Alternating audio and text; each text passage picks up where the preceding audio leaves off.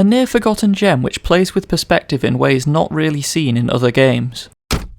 With the upcoming release of a new Prey game, following modern traditions of having an identical name, I thought it would be worth revisiting the previous version from 2006, which I still regard to be rather unique in the way that it deals with players' perspective. Before we kick off, I think a brief history lesson in how this game came to be is necessary, as it was plagued with delays, long hold periods that made it seem like it was cancelled, and general 3D Realms shenanigans. Prey was announced back in 1995 and went through several initial incarnations. Once the dust had settled, they wanted a game that took place on a huge living ship with portals as one of the core mechanics. The complications of implementing things like this proved to be too much, and it was put on hold in 1997. It was resurrected again in 2001 and was to be built on ID Tech 4, the same engine as Doom 3, with Human Head Studios commissioned to develop it.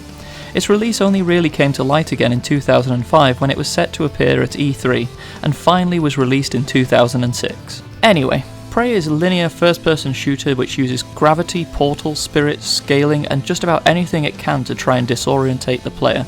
It's closer to the old style of shooter in that you carry many weapons, and while you have a small amount of health regen, you still need to pick up health. It follows Tommy as he seeks to leave behind his Cherokee heritage, but during the opening scene the bar is obliterated during an alien invasion, and things just seem to go downhill from there. Once on board the ship, he has to draw on his spiritual ancestors to navigate the force fields and save Jen. I have to say that I still think Prey has one of the most iconic and memorable opening scenes, as very few games have executed a traditional alien abduction scene as well as this. It has lights flickering, TV stations cracking up, and full-on tractor beams. And to top it all off, Don't Fear the Reaper starts blaring on the jukebox. And the alien theme continues well throughout, as the ship really does feel alien. You have to navigate it using gravity pads, gravity shifters, and portals which can all be activated by yourself or by your enemies. What this results in is some very interesting fight scenes where you're stood on the ceiling shooting down at the aliens, which can make getting headshots somewhat challenging, especially because some of them are pretty good at dodging as well. The guns also play into the alien theme as well, as you don't get any of the traditional weapons as you know them. You have living weaponry which shifts in your hands with little modules which latch onto you or leech from the ship. One of the highlights on the weaponry is the small three-legged creatures which can also be used as grenades, but if you look closely at the alternate rocket launcher, you can see them crawling around inside the barrel.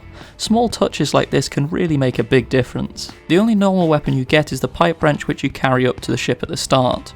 I did have occasional issues with some of the weaponry where it didn't seem to actually be hitting anything when it looked like it should have been, but I suspect this is due to lack of understanding rather than the game being at fault. I will say that the spirit side of the game is unfortunately a little bit weak, as it's almost entirely used for crossing barriers purely to push a button on the other side.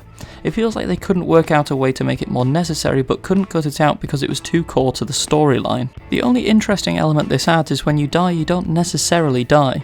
You get transported into the spirit world where you have to shoot the glowing ghosts in order to recharge your spirit form and health back up, which you can actually gain from if you kill enough ghosts. It has some fantastic set pieces such as the school bus which suddenly lights up with the souls of children which have been murdered, and the machines which are processing humans into meat as they get carried around on various transport systems. Though the latter has been carried out across so many FPS games now, it's almost part of the furniture when it comes to creepy live cutscenes.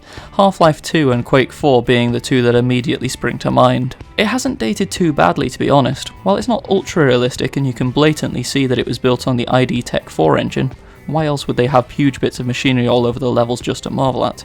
It still holds more than enough graphical detail not to detract from the game. The soundtrack is great, though this is mainly due to the jukebox at the start.